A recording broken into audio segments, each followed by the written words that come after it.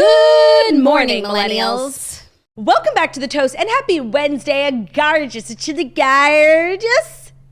day here at The Toast. It's a celebratory day. We're humping the ones that we love. We're halfway through the week, honestly. The hardest is definitely behind us. It is. It's true. We're humping, even though Romeo and Bruno are not in studio today. Sorry to your eyes on the YouTube. It's just us, ugly old hags. Yeah, sorry. Real eyes realize real lies. Which is that Bruno and Romeo should be here. They should be here. Standing with their paws around me here. Have we sang that before? Not paws. No, I actually think we have. Maybe we've I'm been having a podcasting toasty too deja vu. long. Maybe we've been podcasting too long. Do you get deja vu as like a clinical symptom? As somebody who doesn't possess the, ability to remember anything, like memory is not something I currently possess. No, I've never experienced deja vu, which is so sad because it sounds like a trip. It is, and maybe because my memory is too strong, I have deja vu all the time. And it's a hard feeling to explain, but it's like I've been in this moment feeling these feelings, thinking these thoughts. It's really a trip, man. Like the way you describe it, I'm jealous, Yeah. I love feeling things. But you know what's also a weird thing to think about? Like, what if what I think is deja vu isn't deja vu? Because, like, we all can just describe what deja vu is to one another, but what if we're just feeling like different things? What if I'm just like going through something else? Okay, I thought what you were going to say, which I think is like a better take on deja vu, was like, what if it's not deja vu that you're feeling? Like, what if you haven't experienced this moment before? Perhaps you've experienced it in another life. Oh, okay. Yeah, that's what some people say. Your reincarnated self has been here. Perhaps if you believe in reincarnation, but no, like, I'm so grounded in my deja vu. Like, I know it's been in this life when I'm feeling it. I'm like, oh, that feels like you've had to be there to know the feeling. It's really something you cannot describe. Do you have any recurring dreams? Yeah, recurring themes in dreams. Like No, but like the same dream. Not the same dream, but like something in the dream will be happening. That happens a lot in my dreams. Yeah, no, that's not really what I was asking. Okay. Like, do you have the same dream ever? No, I said no. Do you? Okay. That sounds like a nightmare. No. I have. And I keep waiting for it to come back. I'm onto it. And Is having the same dream twice a recurring dream? Ooh, like 2 nights in a row, or like once in your adolescence and once, I don't think that's a recurring dream. I think like people who go to sleep every night and like that's recurring. Does that happen to people? What does that mean? What does that say about them? I really think my dreams are like seriously some of the most fascinating storytelling of our generation. And the fact that like my dreams are, first of all, only seen by me and barely remembered, or are barely remembered, it's a travesty. Like, Steven Spielberg thinks he knows what good movies are. He's never seen my dreams. They're unbelievable. They're they're so crazy delusional, and they're extremely telling of like how I think of myself. Do you know what I mean? Explain. Like, in every dream, I'm a star, Okay. What are you doing? Being a star. Like, all these celebrities want to be my friend. Like, all these celebrities want to date me. Like, I have at least 3 dreams a week where like a really, handsome leading man is like chasing after me. But in my dreams, I'm married. And in my dreams, I stay loyal. I'm like, Zac Efron, I literally can't date you. I'm married. Yeah. So then is it hard to wake up? No, because I wake up to my husband, who I didn't cheat on, even in my dreams. Like, I'm so loyal. No, but then, like, there's no Zac Efron. Not the waking up, but, like, the going about your day. Like, is your dream life more fabulous than your regular life? That's a good question. Sometimes, yeah. Yeah. Sometimes, yeah. I can't lie. But I feel like it's, the ebb and flow, because sometimes your dream life is a nightmare. And so it's like, okay, that's not my real life, but also this isn't my real life. I'll just take my real life things. Yeah. No, it's good. It's good. Because if you have your dream life, then you also have your nightmare life. So true. So I'll stay here on this planet. And I definitely had some interesting dreams because I watched a sort of a titillating film before bed. Nobody recommended it to me on my journey of historical nonfiction or whatever. But I did watch a trailer for Cinderella Man because you brought it up and it like sounded good. And seriously, me and Ben were like, I bet this movie's good. It's one of the worst, most piece of shit trailers on the planet. Like, to make a movie look bad in a trailer is actually hard. And it made us not want to watch it, so we literally didn't. I don't know if I would recommend that you watch it. Oh. I was just talking about it. I don't know why I saw it. But then everyone in the comments was like, you have to watch Cinderella. Oh. I think you're okay. I don't think so. And then I went to watch Miracle, which you had suggested about, you know, the Soviet hockey game. It's a DCOM. Did you know that? Like, yeah. It's a DCOM in the same way that, like, we are, what's that Denzel Washington football movie? Remember the Titans is, right, you know? Or like Secretariat. Yeah, so it's like a high budget, like it was in theaters produced by the Disney Channel, you know? And again, Ben was like not convinced at all. What? I would feel like he would be for that. Also, remember the Titans, Secretariat, Mighty Ducks, like those are all fire movies.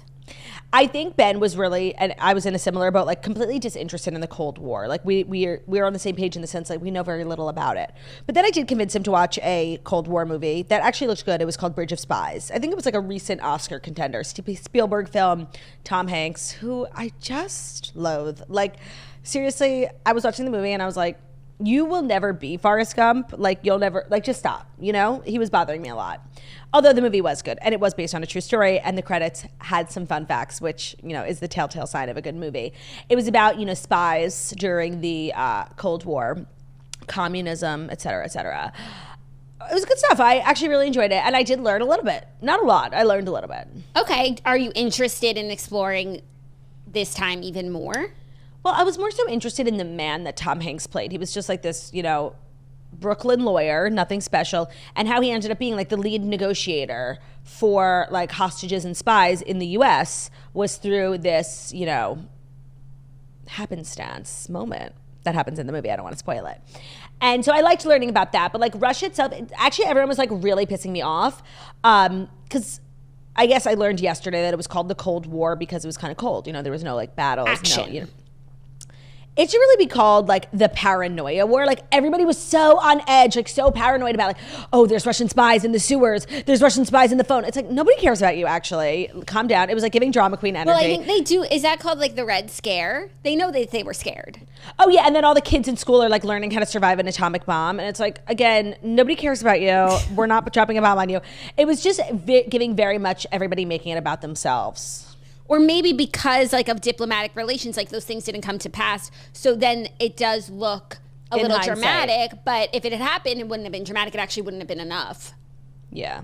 The Red Scare is a period of public fear and anxiety over the supposed rise of communist or socialist ideologies in a non-communist state. I feel like we have the luxury of looking back and being like, oh, that was dramatic because maybe like things went as they should. But if people didn't do their parts, it wouldn't have been so scared. Like maybe there should have been more of a Nazi scare, don't you think? Yeah, and then Ben and I got to talking about communism because we also watched Oppenheimer and it was like, oh my God, if you had even like the smell of communism on you, you were seriously like expelled from social circles, academia. It was like the worst fucking thing you could have. And my question is this. One, like why were we so afraid of communism back then? Do you know? I'm asking you. Like, yeah, we could think people who like believe that were like wacky and dumb, but like we were literally afraid. Yeah. Well, I guess because there was like, it depends on what level. Like if he was in government and are you a spy for a communist regime that is our enemy and we're in like a war with them. And were we in a war with them because they were communists? Yes. Or like there was other stuff going on? There was other stuff. Like we were never the tightest of friends, but then in World War II, like we came together for a moment to defeat the Nazis. That was major key. But then we like went back to doing our own things and our own ways of life. And I think like, you know, they're always concerned that, we're concerned that their ideas are going to bleed over here and they're concerned we're going to bring democracy over there. So it was just like, stay in your lane. And then my other question is like, how did we go from one extreme to the other? You know, in such a short period of time, it's like, you seriously, if you even breathed the word communist in the wrong circles, like your life was over. Like seriously, they killed people, like literally put them to death. That spy. And now it's like kind of hip to be communist. Like I just don't understand. Like seriously, and I guess that's just history repeating itself. Like that's how these things start. But like, how did we get here? How do we get out? How do we get out is a major question. Yeah, I don't know when, maybe after the Cold War, that's when like people just loosened their vibes around communism. And, I think as time passes, people forget how bad communism actually is, what it means to live under communism. And they think it's like this utopian society where it's not. And communism has never worked anywhere, not once. And look at the places that have employed it. But I think the further away you get from it, the younger generation, they're like, what if we all are equal? Well, so I actually was just seeing this on TikTok, like this generation of, first generation Americans whose parents were immigrants who fled like communist countries and like these horrible conditions for a better life so they could send their kids to college. To become communists. Yeah. It's the circle of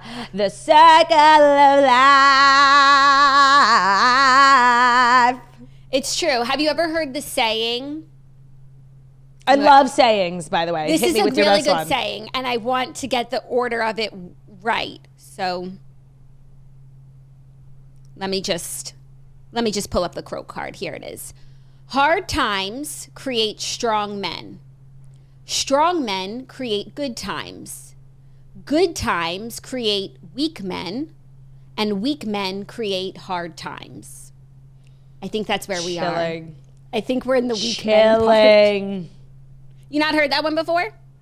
No, I love a good phrase. What would you say is your favorite phrase of the moment that you find yourself using a lot? And I just want to say, like, you could say it creates strong people, like if you want to get it. Because that's definitely like a little bit archaic. Okay, hard times create strong people. Strong people create good. That works for me too. Yeah, that makes more sense. Like and I think as a woman, it applies to me too. Yeah, like hard times make me strong. So true. Good times make me weak. And weak times make me creates hard times. Okay, whatever. What is a phrase what's your phrase of the moment? I feel like you could tell me what my phrase of the moment is better than I could tell you because you're always listening to me. Tink said a good phrase that I haven't been saying a lot, but I've been thinking a lot.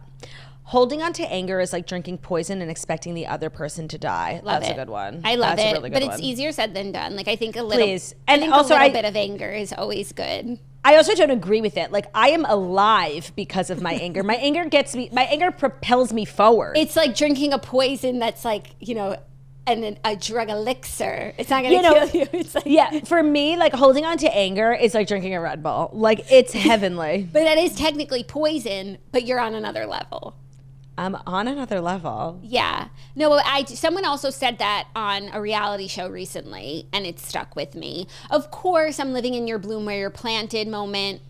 Of course. And also one that I love that I feel like I haven't mentioned in a few years, but I think the people need to know again, and I got it from Robin on Peloton.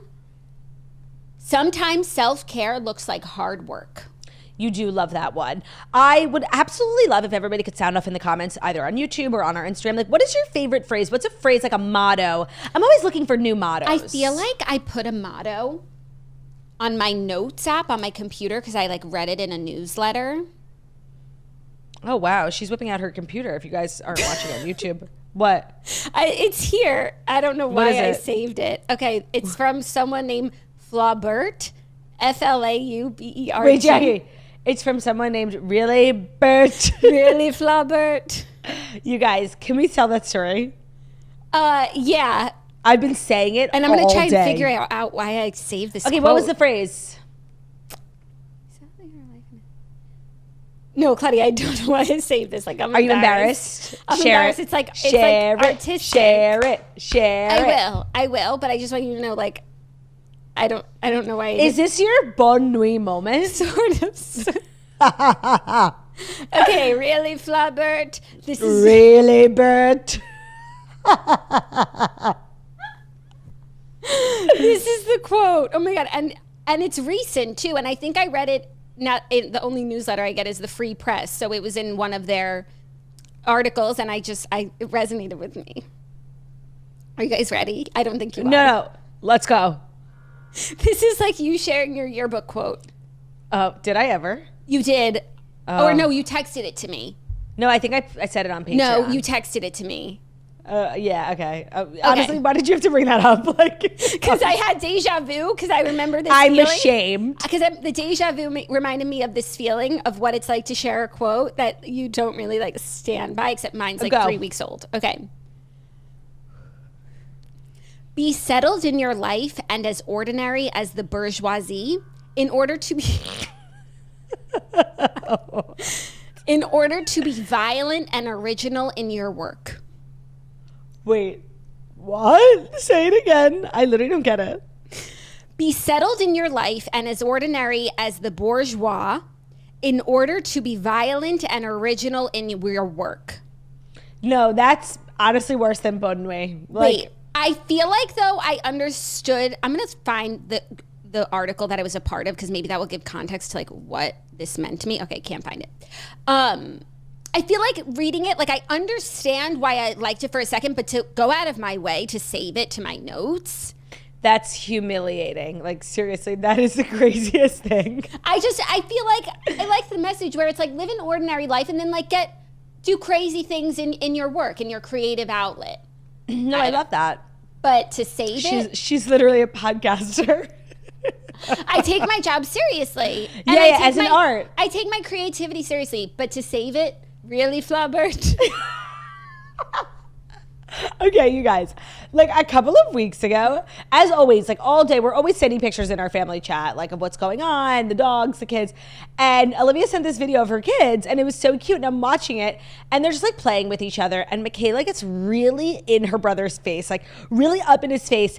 And what came out of her mouth was seriously like the last thing I would have. And she said it with like kind of like a British accent. She goes, "Really, Bert?" And I said to Olivia, I was like, what the fuck is Bert? Like, who is Bert?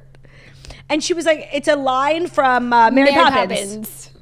It's like the kid's favorite movie of the moment. And she's like, Olivia wasn't shocked by it. Seriously, it was the most shocking thing. If she had said like nothing could have shocked me more. Really, Bert? Really, Bert? So she sounded like Moira Rose. Yeah.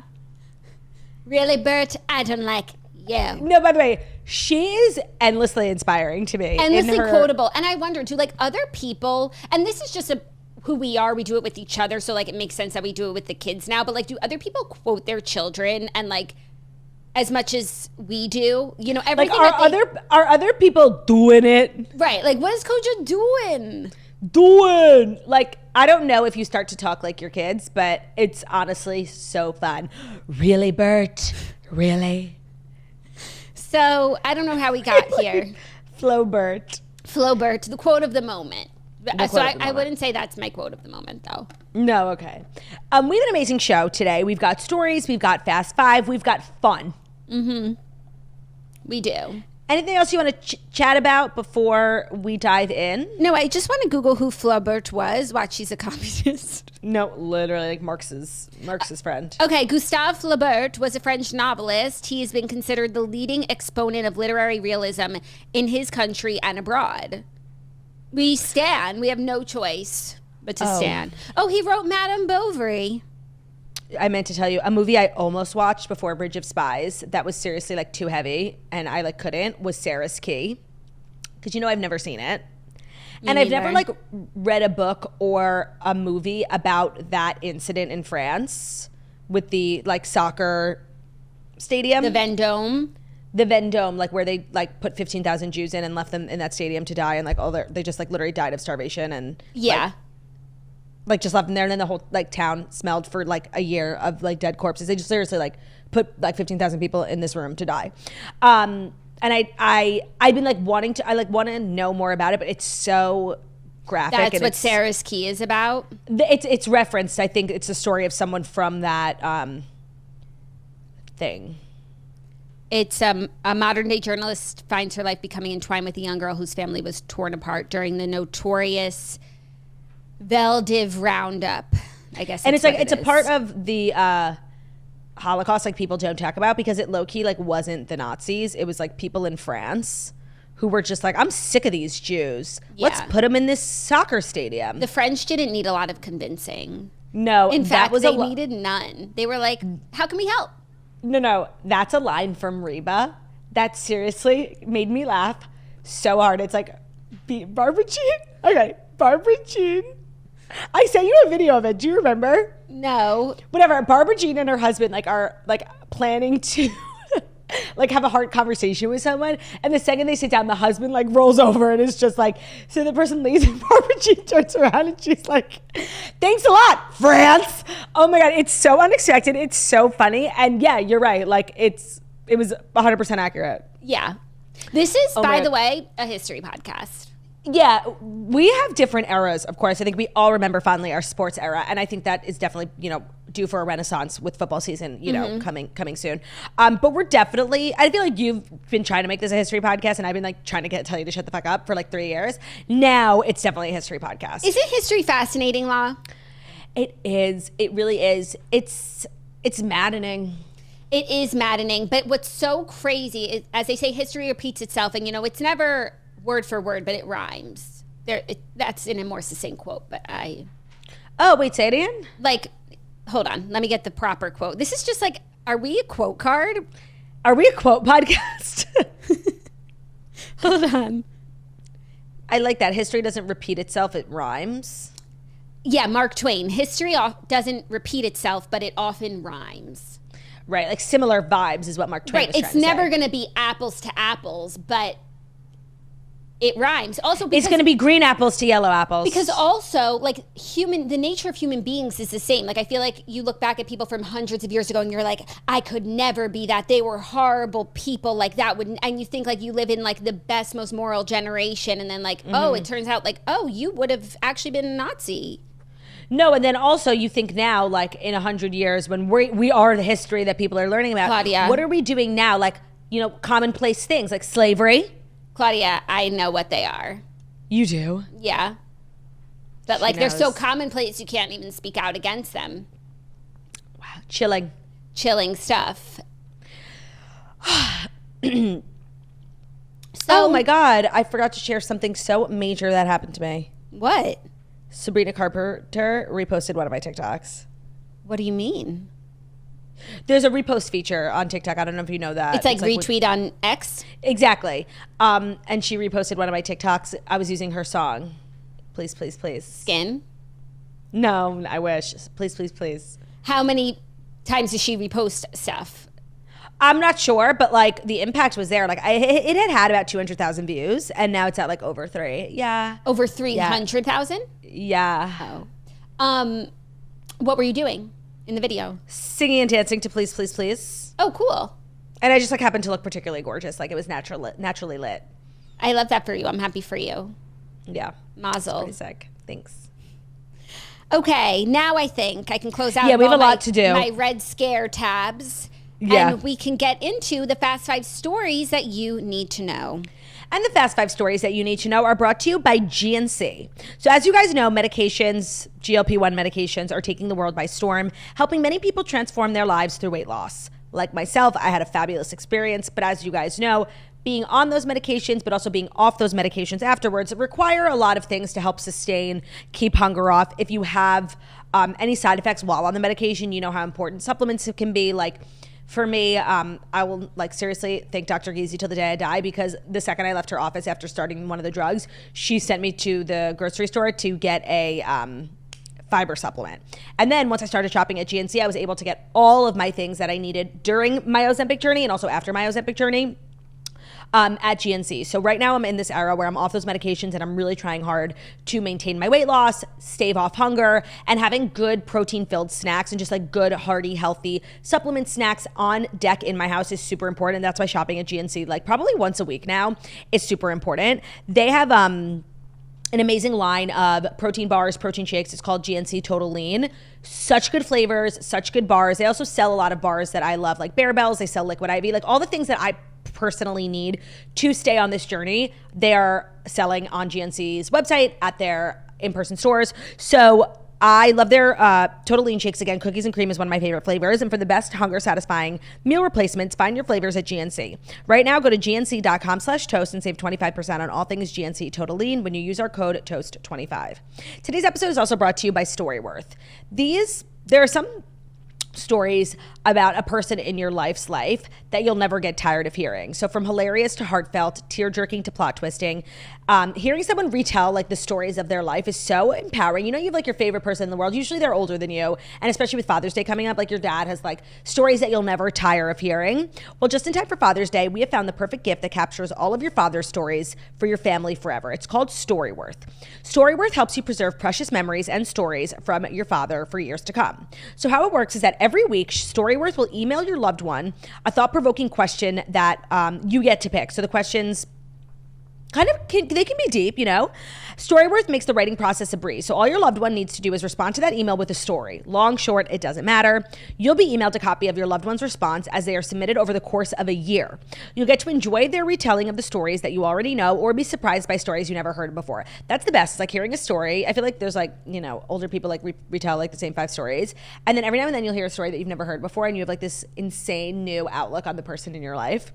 So after a whole year of fun, Storyworth will then compile your loved one's stories into a beautiful keepsake hardcover book that you'll be able to share and revisit for generations to come. They'll add photos to it. You can even keep a copy of the book for yourself. So families love Storyworth. It's literally the sweetest gift. Give all the fathers in your life a unique, heartfelt gift that you'll all cherish for years. Storyworth. Right now, save $10 on your first purchase when you go to storyworth.com/toast. That's storyworth.com/toast to save 10% on your purchase. Today's episode is also brought to you by BetterHelp. Thank you, BetterHelp, for sponsoring today's episode. When life goes fast, it's important to take a moment to celebrate your wins and make adjustments for the rest of the year. Therapy can help you take stock of your progress and set achievable goals for the next 6 months. So if you're thinking of starting therapy, give BetterHelp a try. Perhaps this is a sign you've been looking for. Why BetterHelp is different is it's therapy done entirely online. It's designed to be convenient, flexible, and suited to your schedule. How it works if you want to sign up is you'll go online and fill out a very brief questionnaire, and then you will get matched with a licensed therapist. What sets BetterHelp apart, I think, from a lot of other therapy options is it's really easy to change therapists because sometimes in person, online, like it's very personal. You know, you need to have a good personality match and, you know, there's nothing wrong with this therapist, but it's just not a match for you. And they make it really easy and like not awkward to change therapists. In person, it's like so painful. So you can switch therapists at any time and there's no additional charge for that. So take a moment, visit betterhelp.com/toast today. You'll get 10% off your first month when you use our link. That's BetterHelp, HELP.com/toast. BetterHelp.com/TOAST. There's really never a bad time to give therapy a start. And if you've been wanting to start therapy and you just kind of needed a nudge, perhaps let Turdy be your nudge. I nudge you. Enjoy. Thank you, BetterHelp, for sponsoring today's episode. Thank you, Turdy. You're welcome, Jackie. By the way, of course on my phone I have a list of quotes that we like that you make me start a list. And some of them are more like phrases and they're like TikTok-y, but one that we love that I just want to resurface: never interrupt your enemy when he's making a mistake. Obsessed beyond. And then I also have on another tab called quotes from April 2020, just one quote. I think April 2020. It's just that's how long ago it is, but I think you No, but where were we during April 2020? Was that was the beginning of COVID, right? Yeah. Okay. So this makes this extra sad. Right. Context is important. This is all it says. I'm shining like fireworks over your sad, empty town. Yikes. That's like not like a quote. It's a lyric. And of all the ones, why did we write that one down? Because of all like the Taylor Swift, like for me, there are Taylor Swift lyrics that seriously, like I live by. One of them being, I could build a castle out of all the bricks they threw at me. Mm-hmm.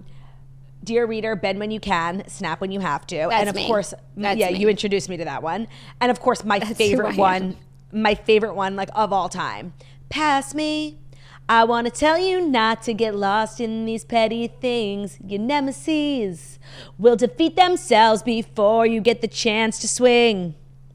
Chilling. We should actually keep a list of like Taylor lyrics that like really, and I guess help. That first one can start out the list. It's People, a cute, yeah. I like it. I'm shining like fireworks over your. It's a nice visual. People love rocks. People throw rocks at things that. People throw rocks at things that shine. Yeah, you could definitely get like an apron with that on Etsy. Yeah, like if you're a person in this world, who has even one hater, there is a Taylor Swift lyric for you. Like a lot of them are about like scrutiny. But I guess even if you're not a person like with haters, like in your life, you have like detractors. Yeah. Yeah. Okay, well, now let's get into the stories. Our first story, Ariana Grande is on Penn Badgley's podcast called Pod Crush, and she's talking about Quiet on Set. Oh my God. Yes. So Ariana says that the environment needs to be made safer for kids in the industry and believes therapy should be mandatory. So she went on Penn Badgley's podcast called Pod Crush, which was released today. So there's a lot of quotes coming out. I haven't had a chance to watch it, but there's a lot that she's talking about. She talked about the docuseries Quiet on Set, and this is what she said, quote, "A lot of people don't have the support that they need to get through performing at that level at such a young age, but also dealing with some of the things that the survivors who have come forward. There's not a word for how devastating that is to hear.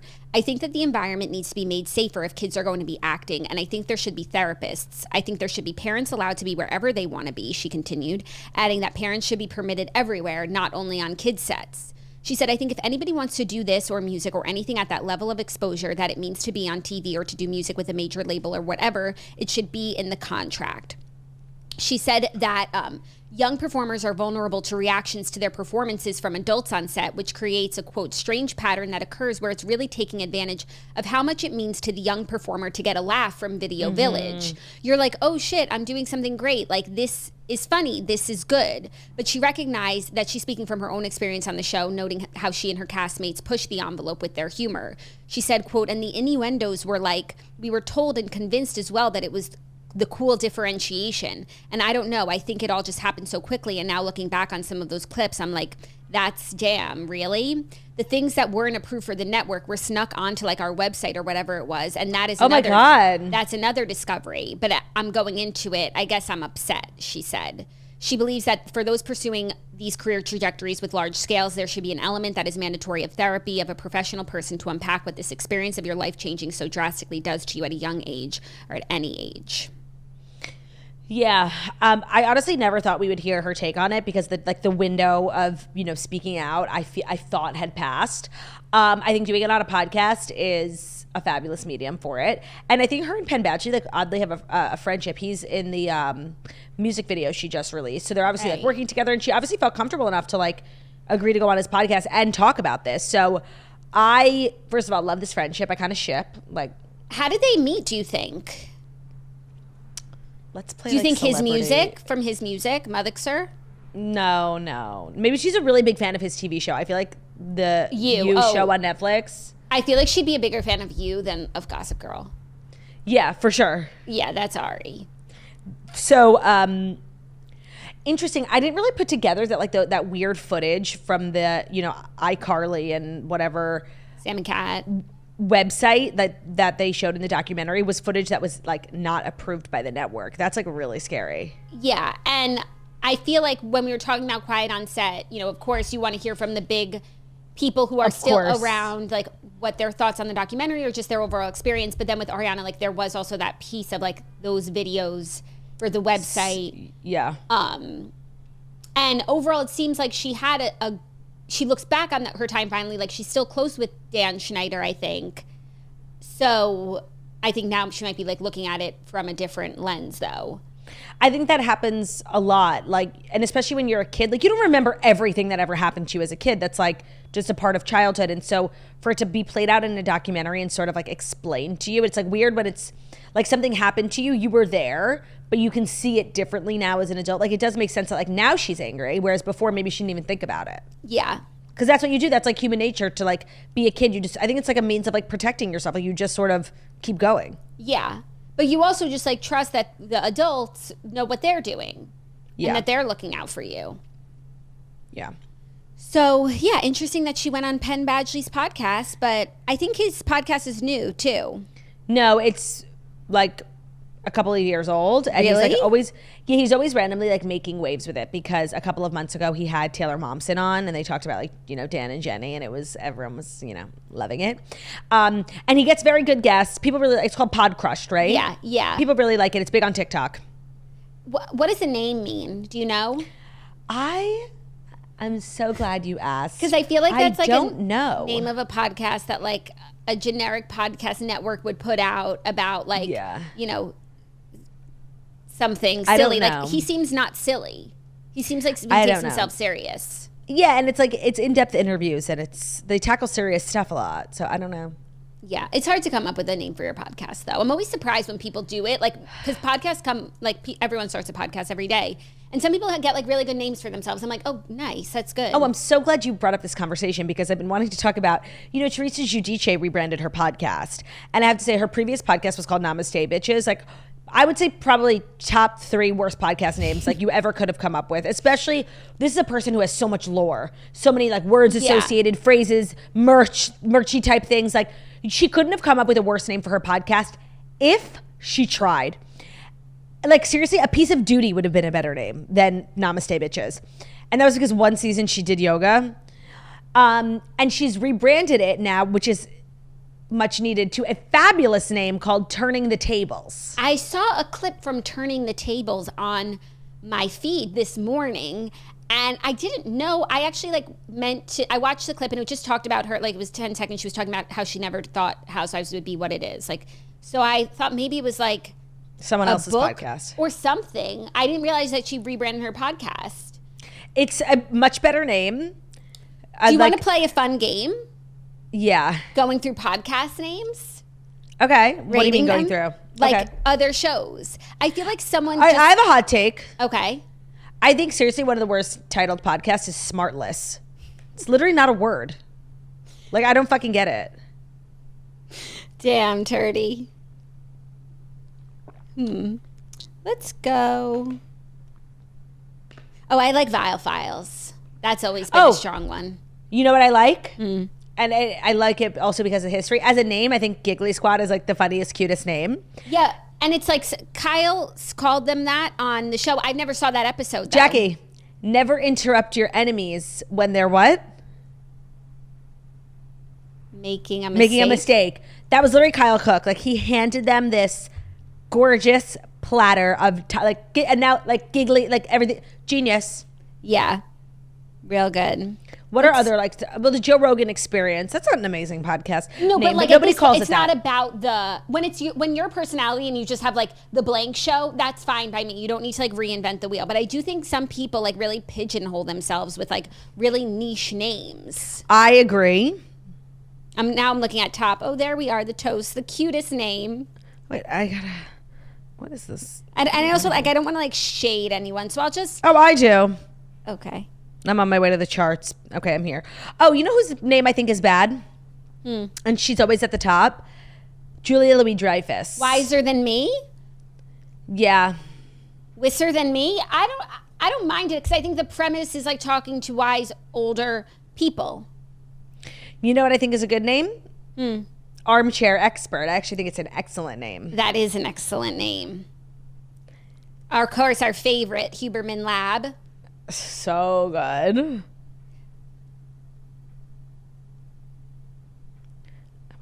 Two Bears, One Cave is funny. Throwback. Oh, what about Two Teas in a Pod? I don't like it at all. Like, really, I don't. But it's not held them back from finding success in the space. It hasn't. How did we get here? Oh, Pod Crushed. Pod Crushed. Yeah, exactly. Crushed. Okay, we could do this another time. Are you sure? I mean, don't let me interrupt you leisurely scrolling on your phone. I'm enjoying but the ones that are cringe, like I don't want to call them out. I don't even know these people, like, and they're trying to make it in the industry. Like, it's not for me to put them down. So true. Okay, so Ari has spoken. Thank you to Ari. Ari, we think. Are you ready for our next story? Mm-hmm. A little engagement news. The 1975's Matty Healy is engaged to model Gabbriette Bechtel, as in the Bechtel test? That's what I was thinking. Interesting. Well, this story does not... Do we pass the Bechtel test? For sure. We broke the Bechtel test. Yeah, we literally set the standard for the Bechtel test. This story does not pass the Bechtel test. Yeah, no, because the only woman involved is centered around a man. But you know what? Like, fine, that doesn't mean it's not... Like, so not everything has to pass the Bechtel test. No. But when it does, like... Excuse us for being girly. Like, we pass the Bechtel test, like, it's just a level above. Right. What kind of test is that? I don't know. And it's like, why... Can we stop monitoring, like, what women want to talk about? It's so, no, but I think it's meant to be, you know, things that are created by anyone, man or woman. You know, I get it in like, in like movies and film and art, but like in my life, like if me and my girlies just want to sit around and talk about guys, like we're fine. And also, I don't think every movie needs to pass the Bechtel test. Like I think there are stories about men where the women, like, no offense, are just like their wives. Right. Wow. But I think there are also stories about women where the men, no offense, are just their husbands. 100%. And also, if we want like real equality, what's the Bechtel test for men? The Bechtel test. The Bechtel test. I guess we don't need it because everything would pass it, is the point. Yeah. Matty Healy's engaged to his girlfriend Gabbriette. Bechtel test. The two announced their engagement late Tuesday night after attending mutual friend Charlie XCX's Brat show in Brooklyn, with Bechtel test sharing photos of herself wearing the ring featuring a black gem surrounded by pave diamonds around both the stone and band. She said marrying the 1975 is very Brat. Now, I don't care, you know, like what this person does in his personal life. I don't know this woman. I'm sorry to this woman. But I, of course, you know, it begs the question, how does Taylor Swift feel about this? And Taylor Swift is so happy in her life. Like, she's at the height of her career. She's in this amazing relationship. But I definitely think this news, like, still penetrates.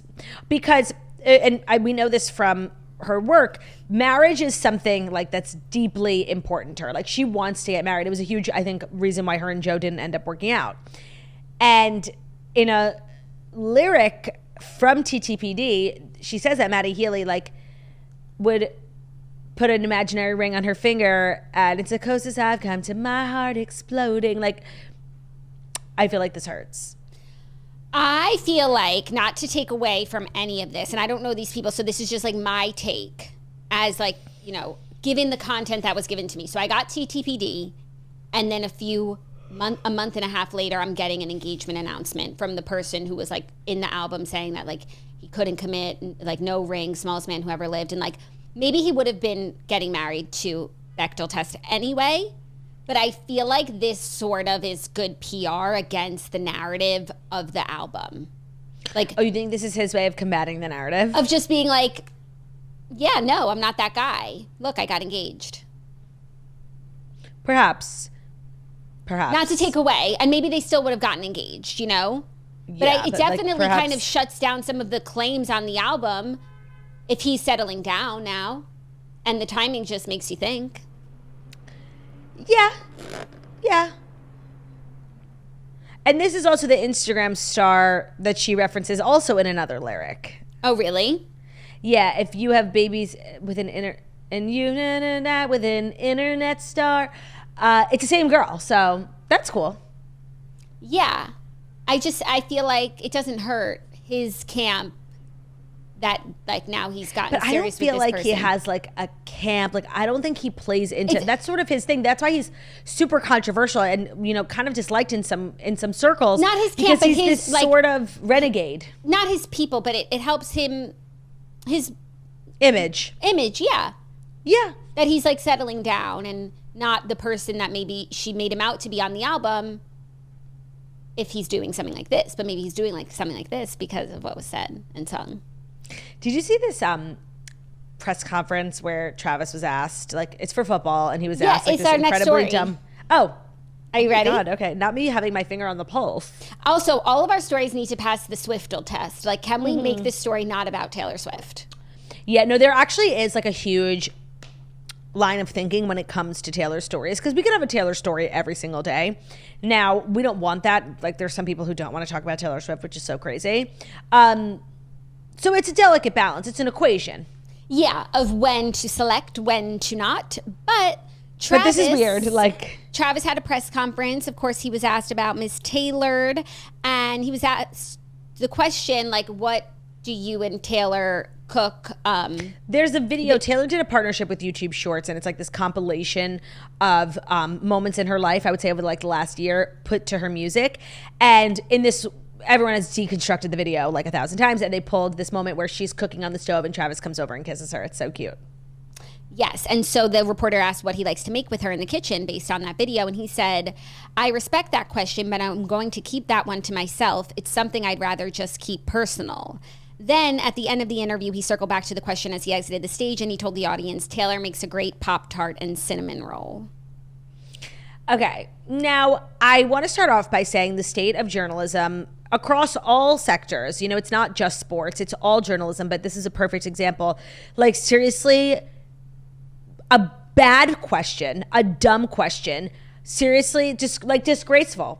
I know, and it's actually I'm sorry, it is disrespectful. Like, this person is up there for their skill of football. Like, what to ask like a roundabout? We would be mad if they did it to a woman. And you know what? It's disrespectful. Like, he's not there to talk about Taylor. Like, and so any question about Taylor is annoying in this scenario. A question as dumb and mindless and like stupid. Yeah. Seriously disgraceful. Like, she should, like, I think it was a woman who asked a question. Like, you should be asked to leave. Like, it's you're not a reporter. You're not a serious journalist. Well, I feel like he's like been so patient and like kind, and people ask these really dumb questions. And like, I would be embarrassed to ask some of these questions, but he answers them. Of course. He answers them because he's like a nice person, and he's not going to be one of those guys that's like, don't ask me about my, but like. Because it makes him look like very beta to be like, I'm here to talk about myself. Like, we don't care. Right. And he's not ever once done that. And even the way he answered this question was like so sweet in a non-answer way. But the fact that he's never done that gives like these journalists like license to like ask these stupid questions, and they're getting like worse and worse. Dumber and dumber. Further away from, like, you could say like, what Taylor songs do you like to rev up for the game? Like, bring it back to the fucking sport here. Yeah, they're so out of line. And you're right. Like, he's gotten a reputation because he's so magnanimous. Like, you could never catch me being that patient with such idiots. Like, and it's like you give someone an inch, they take a mile. And so the questions are getting worse. They're getting more frequent. I'm surprised he gets asked anything about football. Like, it's really not fair, and it's wrong. Yeah. So he didn't answer the question, and then I wonder if he like felt like he was being rude. Right. So then he gave them a little something, which was sweet, but he really doesn't need to do that. No, he doesn't. And seriously, like, I need him to start being rude. And I just want to say, Taylor makes her own Pop-Tarts. Like, that's the sign. It's giving trad. I don't even make my own Pop-Tarts. Yeah. It's giving Unfrosted. Do you think they watch Unfrosted? No, I think she 1,000% read the book, The Marvelous Marjorie Post. Like, we know she likes to read. And I think definitely during her Evermore era, she was reading a lot. And I could see her she loves, a strong, powerful woman, a businesswoman. I think she definitely read Marjorie Post. You think so? That she reads like swirly biographies like that? Yes. She's very into like, that's how she knows random things and can write a song called Clara Bow, like some famous statue. Like, she knows weird, random historical things for sure. What books do we know that she likes? We know that she likes... Oh, that's a good question. Like, has she ever been spotted with a book? Like, I feel like she likes Colleen Hoover. Oh, for sure. I mean, because who doesn't, really? And for sure. But also, yeah. By the way, literally Goodreads.com, there's a blog post. Books, somebody made a list. Books Taylor Swift has mentioned. No particular order. Okay, Great Gatsby, of course. Jane Eyre.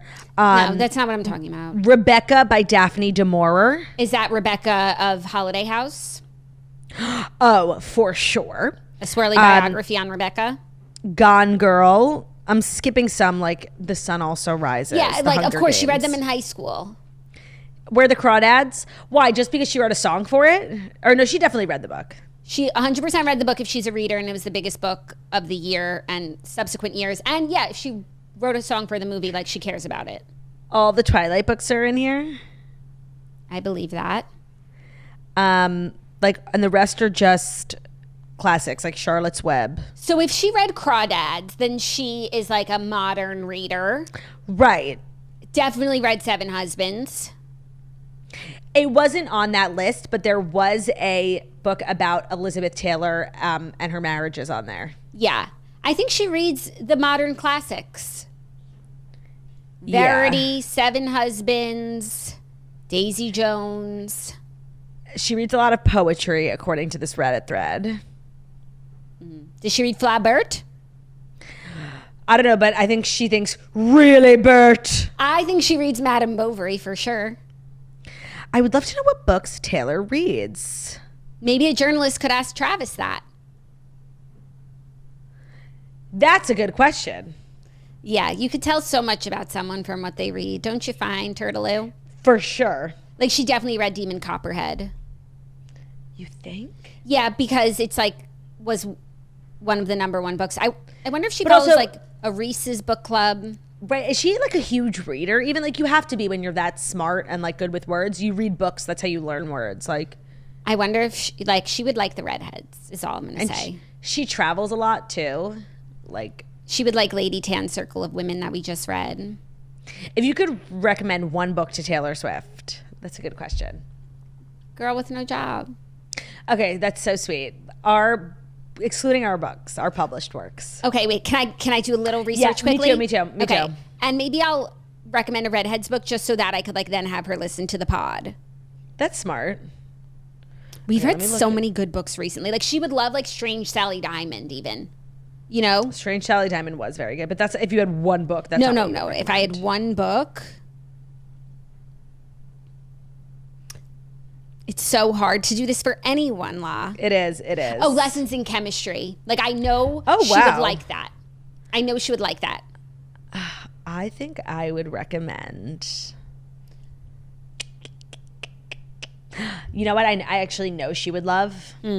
Love in Other Words by Christina Lauren. Like seriously, one of the best books I've ever read. It's like so sweet and nostalgic and lovey, and she would love it. And what about It Happened One Summer? Remind me which one that is. Like That's the one. Oh, that's the one. Yeah, Taylor Swift definitely would like smut. For sure. I think she does. Yeah. But Marjorie Post, like I could see her liking. Yeah. That's a fun game. Sound out in the comments. What book would you recommend to Taylor Swift? That is a fun game. And back to this reporter, like seriously shameful. We need to bring back shame. I heard somebody say that once. And I thought it the other day when I saw a grown woman pull her pants down in the street, lean up against a car and like squat and just start peeing right outside Bloomingdale's, like not even in a side, like on a major street. And I really thought to myself, like, we need to bring back shame. People need to act embarrassed. People need to know what humiliation feels like because we've sort of just foregone that feeling and people feel the freedom to act however they want, to say whatever they want. And we need to start restricting people again. Like, I don't believe in freedom anymore. Wow. I believe in shame. Wow. Can't you have both? No, clearly not. Look around, Jackie. Freedom to be ashamed? No. We need to bring back shame. And I apologize. I forget who said that. And I thought it was such a poignant way of saying it. Because you used to be fearful of what other people thought of you. And so you acted in a way that was, you know, in accordance with social conduct. Mm-hmm. And we no longer have that. We are boundless in our shamelessness. And I'm not here for it. Yeah. Okay. Like the things I see, just like walking Romeo, you know, we need to bring back shame. Also on the internet, you know, just the way people, like not even people being like crazy, like just like no shame. And not to like keep bringing it back to the girl who flashed her titties at the Dublin portal, but like if she had the capability to feel shame, she wouldn't have shut down the portal. Shut down the portal. And the guy who, you know, spread his cheeks on the portal, like. Ugh, stop. I know the portal is like your Roman Empire. To me, the portal is emblematic. You know how there's that shopping cart theory? Yes. Well, Jackie,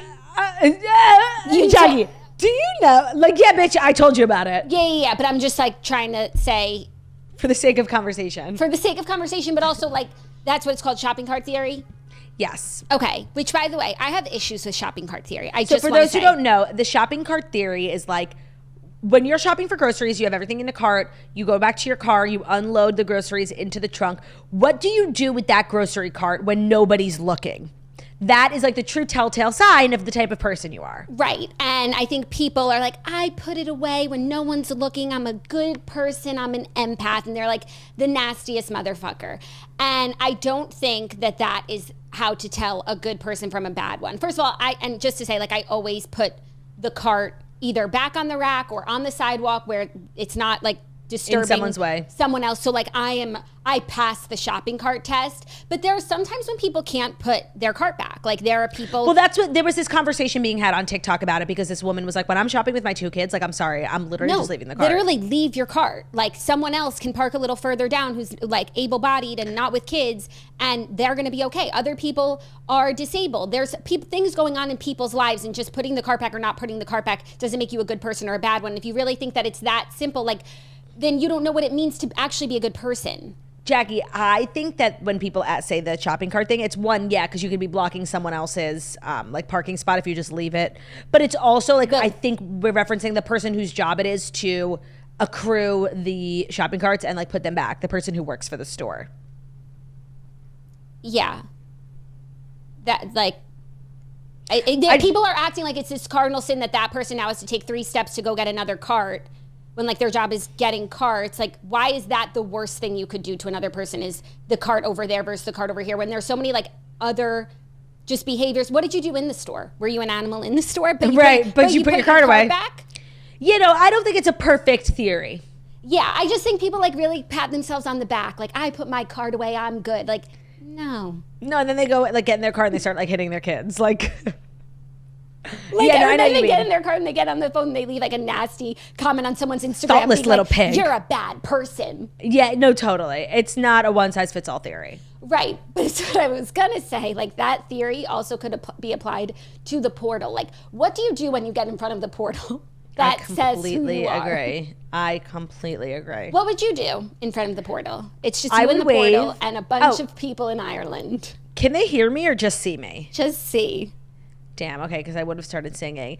I probably would have like danced a little bit. Like, so cute. You're an entertainer. Like shake, like a little booty, like shake, you know. You're an entertainer at heart. That's what it says about you. 1,000%. I would have done like the Renegade or something. So cute you are. What would you do? Like peace wave? Yeah, no, she would have been like, you know. What's up? Yeah. Hey, how y'all doing? Just like cutie. Yeah. So that's what that says about me. It is what it says. If you spread your cheeks, there you go. Are you ready for our next story? Oh my God, is it not even number 5 number yet? 4. Oh my God, we are being leisurely today. We really are. Can the kurds handle it? Like, no. Well, the 5th story will be a short one. But anyways, Bravo feud going on. Real Housewives of New York alum Carole Radziwill is clapping back at nasty Andy Cohen after he outs her as an anonymous source. Oh my God, wait, what? This story is layered. Carole slammed Andy on X on Tuesday after he claimed that she was the anonymous RHONY star who shaded him in his recent New York Magazine profile. So in the profile about him, there were some anonymous quotes, and he said on Radio Andy, oh, that was 100% Carole who said that. Oh my God. So then she wrote on X saying, someone can make a truthful observation and there's always one short-ish dude waiting to be offended. She said, at this point, why would any normal person use their name? They're all so vindictive, which I believe is the point of the quote, and confirmed by Andy's nasty response. In other follow-up tweets, she called him condescending and absurd and said he should apologize for calling her out. So the quote in the story was this. The unnamed former Bravo star dissed Real Housewives of New York, saying, quote, the show went from silly humor about middle-aged women getting drunk and being delusional about their status and having funny, petty arguments to housewives investigating and doing opposition research and making up false storylines and leaking stories on each other. Then the person went on to critique Andy's baby shower, specifically the part where Lisa Rinna encouraged people to get up and dance for Andy and his baby, which we all remember that moment. Iconic. And this person said, quote, I just thought it was such a cringe moment because that's the dynamic. Everyone just dances for Andy Cohen. Now, I'm going to put Carole Radziwill into a box. Now, this box is filled with only one other person, and it's Billie Eilish. And it's just every time we're talking about Carole Radziwill or, you know, we're reading something that she said, it's so negative. She's so dreadful. And she is officially in my Fabissina box. Like, just kind of this, like, long face, Dre cup misery. Like, and how you could look at that baby shower, which was seriously such a culmination of like love and joy, and everyone who was there said they had the best time. Like, there has not been one bad thing. If you can find something nasty to say about it, like, you are a Fabissina. So I love that Andy called her out. Like, he obviously figured out who it was. Yeah, Obsessed. he said it wasn't hard to figure out. We've not fired that many Real Housewives of New York. He said it's Carole Radziwill, no question. It's the one mean quote in there, and it's the only anonymous quote. There are 18 reasons why it's Carole. 18? I think that was just like... Oh, I thought it was like a subliminal... Oh, I've been watching like too many Taylor Swift Easter eggs. She did this, too. No, or like, oh no, I thought like Carole Radziwill like is number 18 or something. I don't know, whatever. Yeah. Also, it's kind of weird that, and he also said he thought it was so weird that Carole would have kept herself anonymous, especially after all the times she shaded him publicly. He said, Carole said a lot of unkind things about me that she has tweeted and been quoted about. So I was like, why are you going off the record here? It was so weird to me. I didn't understand. And also, we haven't really fired that many New York housewives. It's very obvious. Got it. Right. Right. Yeah, because like even Kristen Takeman came back, like everybody does. Right. And the quote, it's not even like it was so hot that she had to go anonymous for it, especially because she's been out there saying I don't know, things. saying the thing about the baby shower is like a particularly like mean thing. Yeah, I agree. But the first part about like why she thinks RHONY failed, I disagree. That's not a criticism of Andy, though. No, and I disagree with why, like, that's why the show was no longer good, doing opposition research and making up false storylines and leaking stories. Like, that's not. No, that was like good. And the thing she said at the beginning, like all these older women drinking a lot, that was when the show was bad. Right, and being delusional about their status and having like petty arguments. Like that was painful. That was painful where they would have these insane arguments the next morning, not remember anything, and it was like all for nothing. Why did we even watch that? Right. What she described as like the good years were horrible. No, and this is like classic Carole, like always making the worst takes. It's really interesting her relationship with Andy, like how it deteriorated, because she was one of those housewives that didn't need the show, that really had to be convinced to be on the show, and she knew Andy before. So I don't know like what went down, and Bethany obviously like played a huge part in it, but she's just like a hater. Yeah, I think it started when she felt like Andy took Bethany's side in their feud, because they were both like tight with Andy. Yeah. But I will say, like, the Carole and Bethany years on Bravo, like, those were great years. Yeah. Like, those years of Housewives, before it all fell apart in Colombia, like, that was a great, great time. She was a very good housewife, Carole. She brought a lot to the show. Like, but the way, like, it's, like, how she left was so, like, unnecessarily messy, and she kind of, like, doesn't let it go. How did she leave? Remember, she snapped at Andy at the reunion because she felt like Andy was taking Bethany's side in that argument, and she did get fired. And then she just like constantly is tweeting about it. I don't know what other platform she uses. Every time she's making news, it's on Twitter, and she's just always like saying stuff. Got it. Yeah, well, that's the latest beef. Damn, I didn't know that. Mm-hmm. I love that Andy called her out. Our fifth and final story is a quickie, because Kevin Jonas undergoes a surgery to remove a skin cancer, and he said it's a reminder to get your moles checked. It is. Ugh, I got to do that. Yeah, I feel like we have at least two stories a year about this, and it's like a reminder for us to remind people, because he just underwent surgery to remove a skin cancer. He said, so today I'm getting a basal cell carcinoma removed from my head. He moved the camera to show the mole at the top of his forehead and continued, yes, that is an actual little skin cancer guy that has started to grow, and now I have to get surgery to remove it, so here we go. Damn. Well, referral Shalima, and thanks to the reminder, I got to get that full body check. It's so uncomfortable. Like, seriously, it's so awkward, but it's beyond necessary, and every time I do it, I feel like such a sigh of relief. Yeah, so just a good reminder. Thanks, Kevin Jonas. The show is not over because Jonas. It's Hump Day, and Hump Day is a fabulous day here because we have Dear Toasters, our weekly advice segment, and Dear Toasters today is brought to you by Splash Refresher. I'm actually drinking one right here. I drink one pretty much every day on the toast. And something you might have noticed about me, Jackie, in the last maybe month, I seriously, after we finish the podcast, I run to the bathroom.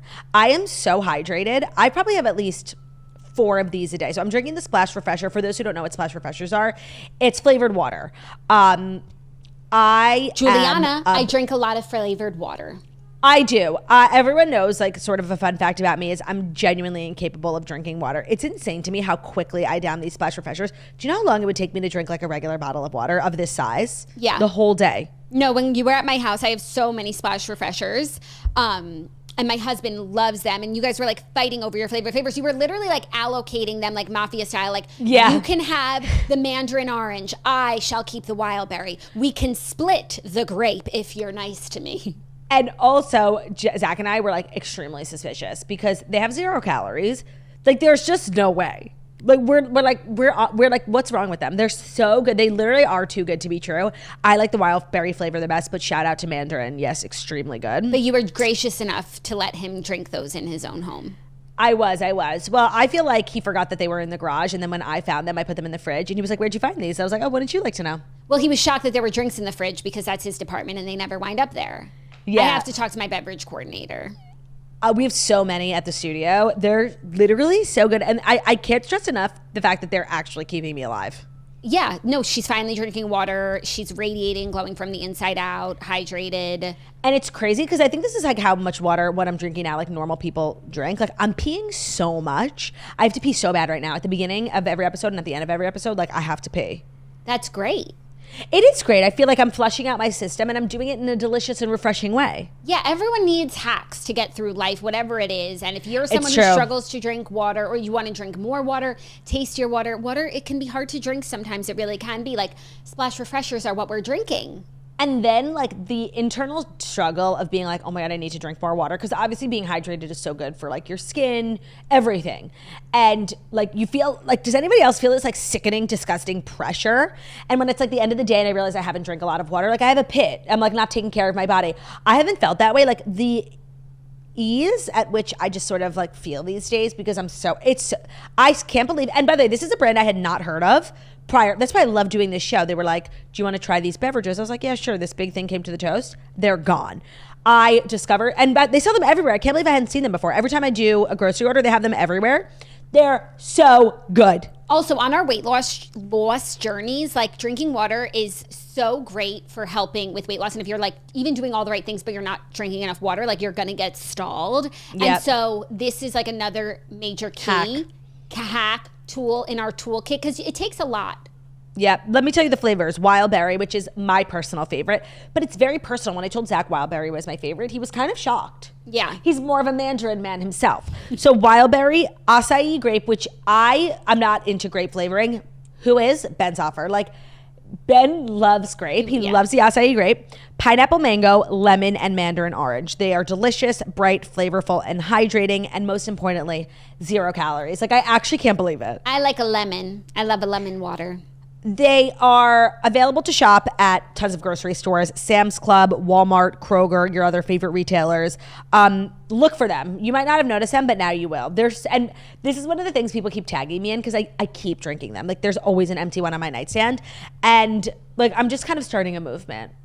Okay. Yeah. Thank you, Turdy. Yeah. So good. So good. So again, the brand is called Splash Refreshers. This is the wild berry flavor. You can get them at Kroger, Sam's Club, Walmart, your other favorite retailers. They come in a bunch of different flavors like wild berry, acai grape, pineapple mango, lemon, mandarin orange. They have 0 calories. And if you're just like a girly who's always a little dehydrated, it is what it is. Like, aren't we all? It's just like we're always like a little malnourished in that sense. You can turn your life around. I am the face of what it looks like. I am on the other side. I have solved the problem, and I did all the things. You know, everybody was like, if you get a big water bottle and leave it by. So I did, and it helped for like a couple of days. But ask me when the last time I touched that water bottle was. Then you have to wash it. Yeah, of course, it's a job. No, and sometimes I'll make it nice. Like I'll put this in a cup with like ice, whatever. Yeah. It's also just good straight out of the bottle, okay? Yeah. I love Splash Refresher, and I'm so excited because they are the sponsor of today's Dear Toasters. Let me pull that up. Are you ready? I am ready. For those who don't know, Dear Toasters is our weekly advice segment where you can write in for a chance to get advice from 2 extremely well-adjusted human beings. You can write to us, deartoasters@gmail.com, or head to our website, thetoastpodcast.com. You'll be able to get the chance. Hey, Jackson Turdy, I need help from a La Tostada. And this one is spicy. I'm 35 years old, and I'm in a relationship with my P-Jam boyfriend going on 13 years. I went on his Apple Music playlist recently to change a song the other day, and I saw that he had been listening to and subscribed to a few podcasts about swinging. It's always the P-Jam boyfriend, right? Yeah, of course. My P-Jam boyfriend stabbed me in my sleep last night. Should I be mad? I think you should. We've never discussed this before. Should I be worried that he's gonna want to do that? Please help. Like, yeah, you don't listen to podcasts like people listen to Huberman because they're interested in science. People listen to The Toast because they're interested in celebrities. Pop culture, yeah. People listen to podcasts about swinging because they're interested in swinging. Now, I'm going to look at podcasts about swinging just to see if there's another. I didn't know that they here. had like. That's the thing. That's the amazing thing about podcasting. There's something for everyone. Mr. and Mrs. W are swinging adventures. Oh, gotta listen. New Swingers podcast. We are new swingers, merely documenting and discussing our swinger journey and talking about the experiences we're having and the lessons we're learning. I just want to say, like, there is a tiny percent chance, like, this does sound just interesting. Entertaining. Yeah. But, like, no. No. There's midlife craving. I didn't follow. This woman came up on my TikTok. She was like, spend the day with me on a swingers cruise. And it was like this cruise of swingers, like taking over this enormous cruise ship. And she was like showing the food and stuff. And just because you watch it doesn't mean you want to swing, but that does sound like interesting content. There's also Swing Nation. It actually was interesting. I didn't know that there were podcasts for swingers, but I also didn't know there was a cruise for swingers. So you truly learn something new every day. Diary of a Swinging Couple. Can we help this girl, by the way, instead of promoting shows that aren't ours? Don't talk to him. Because, no, I think you can talk to him. You weren't snooping. There's space for you to listen to Diary of a Swinging Couple and The Toast. Like, I don't feel competitive with them. Okay, for sure. But there's not space for your partner to be listening to a podcast about swinging. Like, I'm going to draw a hard line here. Yeah, unless it's like, the new Serial and everyone's talking about it. But have we heard anything? No. Yeah. And then I guess you don't want to bring it up to him because you don't want to bring swinging into it. I guess swinging, the good thing about swinging is like he can't do it without you, because then that's just like, then he would be cheating and he would listen to a cheating podcast. Like you do it together. So he can't go and swing without you. So he will have to talk to you about it eventually. Yeah. Do you wait for him to come to you? Like while Yeah, because if you broach the subject, then all of a sudden you're like considering swinging before you even had to consider it. Yeah. But if you give him more time, like he's really going to convince himself that this is something that he wants. Do you know what I mean? Yeah. And this is absolutely no shade to anybody who chooses to live their life in the way of swinging. It's, there's clearly there's a lot of swingers. But, you shouldn't feel like you have to start swinging because your husband like heard it on a podcast, Right. And it takes two to swing. That's kind of like the whole problem. Yeah, so therein lies the issue. You have to want to also. And I'm going to assume that you don't. You just have to like sit and pray it away. Yeah. Pray the gay away. Pray the swing away. Pray the sway away. Sorry if that's and seriously, not don't do helpful. anything it's not. But don't do anything you're not comfortable with. And seriously, like what's a good reaction to something like this? I think you need to be like really dramatic, like at the absurdity of it all, so he feels stupid. Like, yeah, but then are you yucking his yums? Sorry, like we entered into this deal like with monogamy first, so it's not a yum. It's unacceptable. Yeah. Like seriously, if Ben came to me and was like, "I want to start swinging," I would be like, okay, so go outside. Yeah.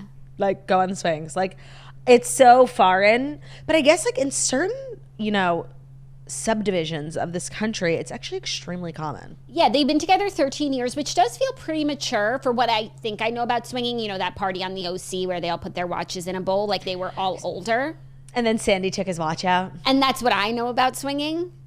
What I know about swinging is from, what was I watching? Oh, that terrible show, Sex Life. They like go to a swingers party with like this in this like kind of wealthy neighborhood. It kind of looked fun. But I think people like swing. I think they do too. And there's like a lot of hidden signals. Like swing. Like if you're at your local grocery store and you buy a pineapple. Yeah. Do you know this? I think I've seen this. What do you do? And you put your pineapple upside down in the grocery cart. That like lets other people know. It's like a virtue signal. Like, I swing, contact me. Okay, but then if you don't put your cart away, they're watching you and they don't want to be friends with you. Literally, they're watching you. Okay, wait. This next one is like kind of crazy. Hey, Jackson Turd. Love you both so much. I'm an OG toaster. I've got a short and sweet one here. A bit of a first world problem, but it's really bothering me. I travel for work a lot with my CEO. About one trip per month, just the two of us. Sounds like a spinning of a smut novel. Not at all. Ready?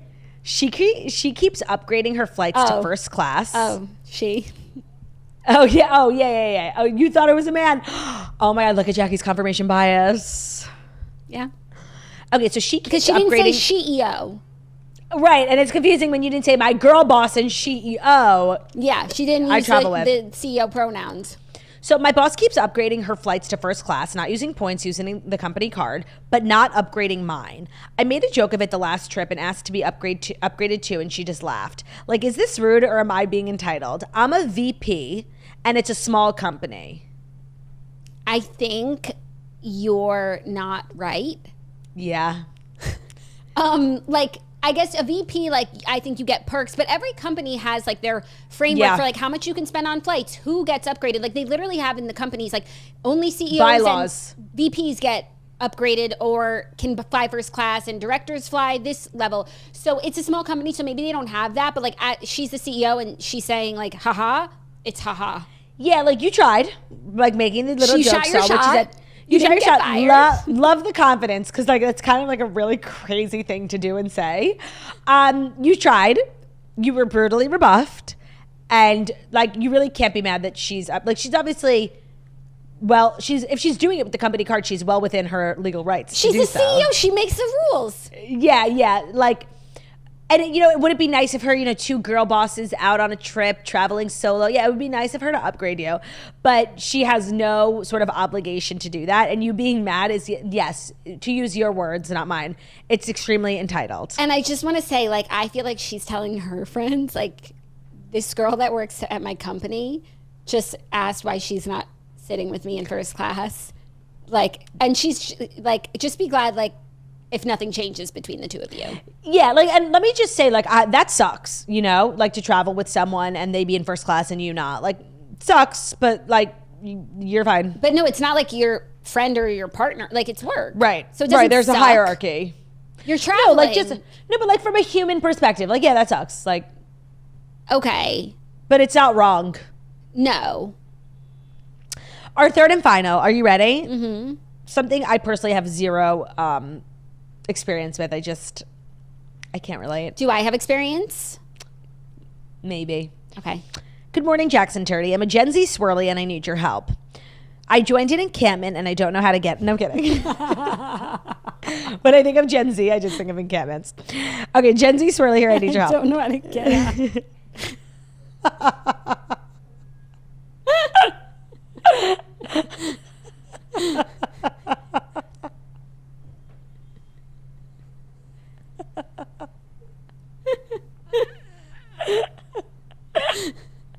Okay.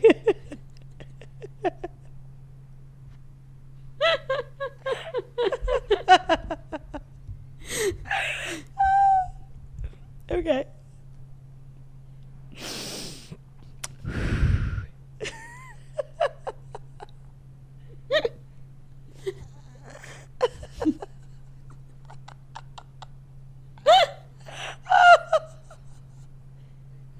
Oh no. Okay, I'm really fine. I don't know how to get out. But also, like, why are there still encampments? Isn't it summer? Yeah, no, like, tell me you're a loser without telling me you're a loser. Didn't we already have plans? to, like, suffer through their graduation protests? Like, why are you still on campus? Go home. Okay. I actually really do want to get to this. My fiance thinks that he can sing, and I've really never told him that he can't. There was never a reason to tell him, and he was never straight up, like, asking me if I thought he was a good singer. But now he wants to sing at our wedding. Oh, and my God. I don't know what to tell him. Please help me. Do I tell him that he can't sing? Do I just let him sing? He really wants to, and he thinks it would be really special. I just have to say, like, if I didn't sing at my own wedding, there's literally no excuse for anybody else to. Like, I think even if you marry Celine Dion, like, you shouldn't be singing at your own wedding. Like, dead ass. And so the fact that your husband, like, can't even sing is just cherry on top. I don't think people should be, like, singing themselves down the aisle. I don't like that. I also think that, like, how you handle this moment will set the tone for your relationship. Like, if you want to be like Simon Cowell in a good way, like, you could be like, listen, I love you. I'm so excited to marry you. You're not singing at our wedding. Like, right. I think you need to be really strong about it. And that also then, like, gives you runway to, like, be strong in other areas down the line in other problematic things. So I don't even think you need to, like, cushion this for him. Like, I think it would be set good precedent of you laying down the law. Yeah, no, directness is never a bad thing. But you do have to, you're right, cushion is the perfect word. Like, say it nicely, because obviously... No, I'm saying don't cushion it. Oh. I'm saying just, like, lay down the law. Like, this is absurd. No, it is absurd. Like, we're grown-ups. We're literally getting married. But, like, how do you tell someone? He obviously thinks he has a good voice because he wants to sing at his own wedding in front of hundreds of people. So you could start with being like, I want you and I to, you could try and like do a little lie where it's like, I want it to be about you and I. If you're singing, you're going to be worried about your performance, like thinking you're going to be backstage, like doing sound check when we're supposed to be like having our moments together. And I don't want that to take away from our special day. So you could like give a little lie. And then if he's like, no, I really want to, and he's like being a baby about it, then you could be like, and you're not a good singer. You're not a good enough singer to sing at our wedding. Because I'm sure he's fine. I just want to say, like, I, like, you know, think I have a great voice. Much like this guy. I happen to know I'm, like, very in tune with reality. So I know that I do have, like, I don't have, like, the best voice ever, but I have a good singing voice. Like, I can carry a tune. But if somebody I loved, like you, if you literally sat me down and you were like, Claudia, do you know, like, this whole time you've never had a good voice? Like, you actually, like, are a bad singer. I actually can't even visualize it because it's so not true. But, like, I would be crushed. I don't think it's necessary to say that. I think if you have to get really honest, you could say like your voice isn't good enough to sing at our wedding. Like you're not Andrea Bocelli. Also, Claudia, you sang at my wedding, and if you remember, because I do, like it hindered some of your experience. You felt like you couldn't start drinking until after your performance. No, and when they told me, I sat down for dinner and they were like, you're eating after dessert. I'm like, after dessert? That's in 2 hours. You wanted to start having fun. Like you were nervous. You were in there for sound check while other people were having cocktail hour. Like logistically, and so you can say this. You can make this the excuse, even if he did have an amazing voice, like it would take away from his experience on the day. There are a million things that you can say. This man's not singing at your wedding and you need to put your foot down. No, and sometimes like really men need to be told. Like, and this might be one of those situations, like it's really absurd. Even if you have like a somewhat good voice, like singing at your own wedding, I'm sorry, is like top 10 cringiest things you could do. Yeah, I really like making it about it taking away from his experience on the day because it's so true. Yeah, even he'll if be you nervous. had an amazing voice. Yeah, it's true. It is true. I lived it. Learned from my experience. Yeah. So you do have experience with it, all's to say. Oh, it's true. It's true. That is Dear Toasters, our weekly advice segment. Again, you can email us, deartoasters@gmail.com, or head to our website, thetoastpodcast.com. That is our episode, Jax. It's a pleasure. Thank you guys so much for listening to the Toast of the Monday Morning Show. We deliver the fast 5 stories that you need to know every Monday through Friday on YouTube. So if you're watching us on YouTube, please feel free to subscribe and give this video a thumbs up. We are also available as podcasts anywhere podcasts can be found. So that's Spotify, iTunes, Stitcher, Public Radio, iHeartRadio, CastBox, all the places where you listen to podcasts. Find us to Toast, leave a 5-star review about how beautiful, about how stunning, and about how wickedly talented we are. Have an amazing day, and we'll see you tomorrow. Love ya. Bye.